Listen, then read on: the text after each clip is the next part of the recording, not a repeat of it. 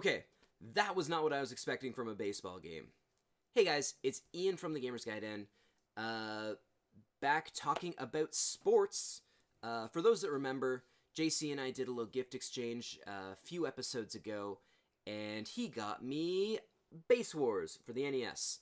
Now, yeah, I had played this a long time ago. I don't want to say when it was new, but probably shortly after. Came out in 1991, released by Ultra, who was like a division of Konami, so they could get around some regulations that Nintendo had with releases in North America. They're only each company was limited to so many releases per year, and Konami wanted to put out more, so they opened up a separate division and pushed out games that way. So this is one of their titles. So the nice thing is it still has that Konami level of polish. It doesn't feel cheap or it looks fantastic. It even has some of the voiceover that you find in like Blades of Steel. So that's kind of cool. But yeah, so basically the idea of this game is that it's set in like the 24th century. You have baseball teams where all of the human players have been replaced by robots. You've got 4 different like types. You've got your like standard, human-ish looking cyborg. You've got the Flybot, which has kind of like a UFO hovery base, and it floats. You've got the motorcycle, which is just one single wheel, probably more of a unicycle, but that's okay. And then you've got the tank, which has like a tank base. I didn't really see too much of a difference in how each of the different classes controls, or I guess chassis control. They do operate a little bit differently when you get into the fighting, but that's something I'll talk about in a minute. Gameplay-wise, it plays like a standard baseball game. You've got 9 innings, which you can adjust down if you'd like to play a little bit less. And you trade back and forth with one team pitching and the other team hitting. And then once there are 3 outs, you change.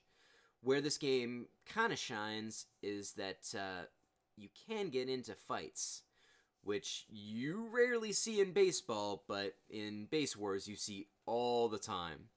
So how you get into a fight is if a runner is heading to another base and the player on base has the ball, once they collide, instead of automatically being out, it'll cut to a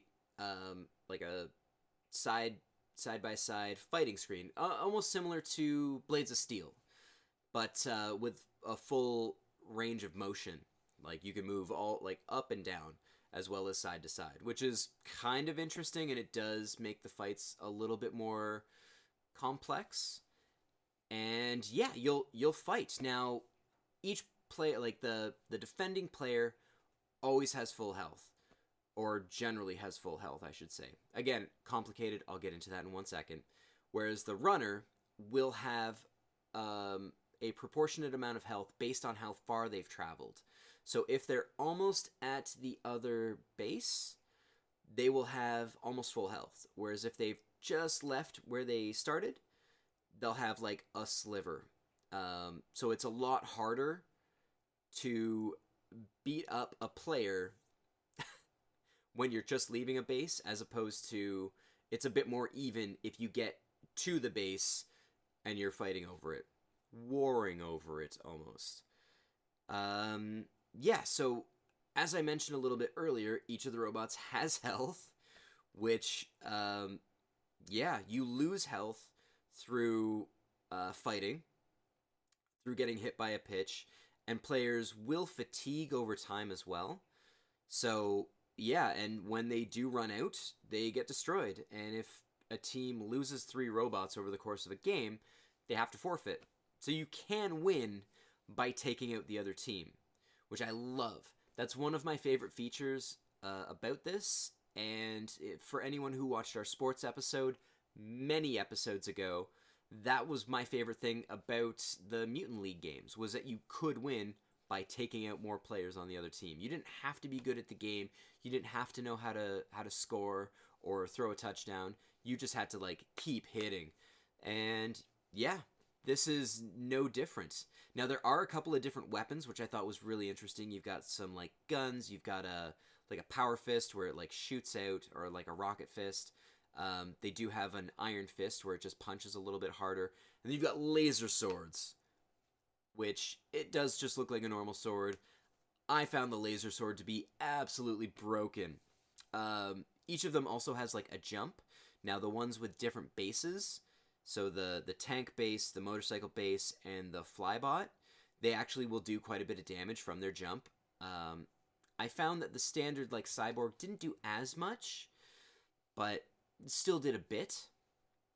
But yeah, so combat in baseball, that's awesome. As far as like other gameplay goes, I found the pitching to be really interesting because you had a lot of control over where the ball went, like up, down, all around. The fastballs were super fast, and like to the point where I feel like I might have been too old for this game because my reflexes were just not there. If it was a fastball, I was not gonna hit it, and you could slow it down and really like kind of like swerve it all over the place. Like you could do things that are just not possible, which why not? The batting was really simple.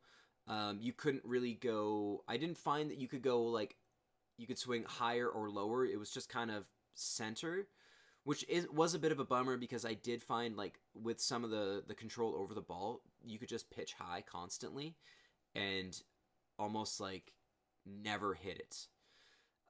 You couldn't bunt either, which was really surprising to me.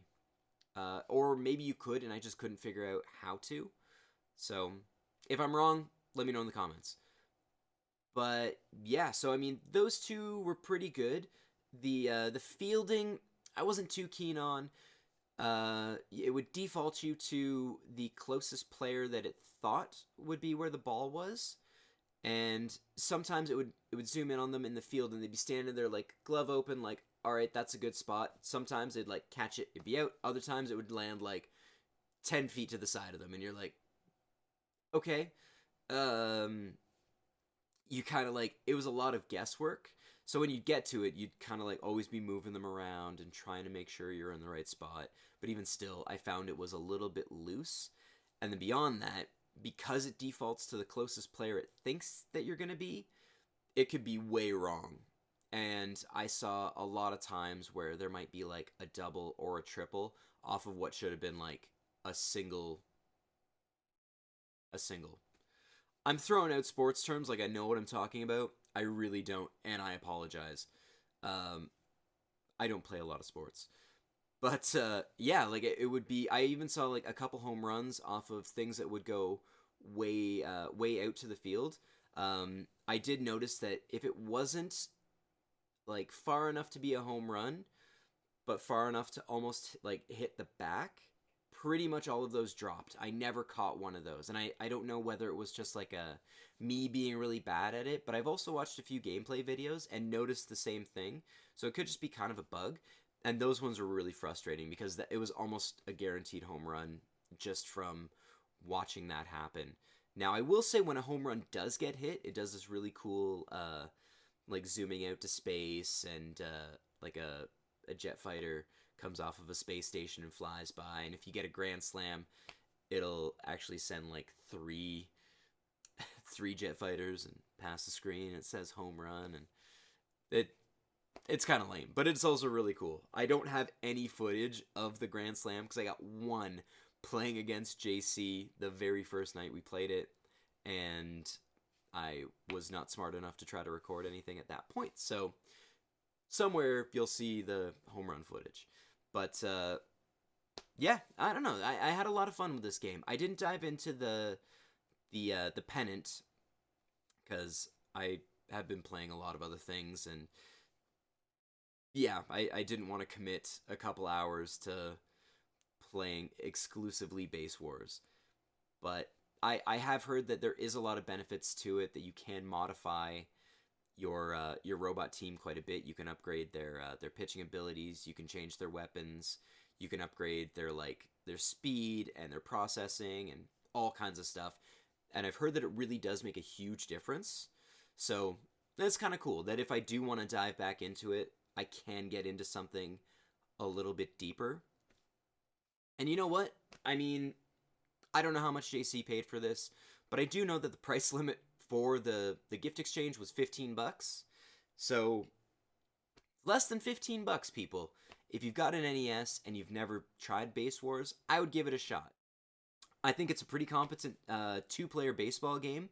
There are a lot available for the system, but like I said, it has that Konami level of polish, and it has a lot of interesting features that you don't find in other baseball games. So, Base Wars, check it out. Thanks so much for watching, guys. Let me know what you think about Base Wars down in the comments below, and I will catch you in the next video.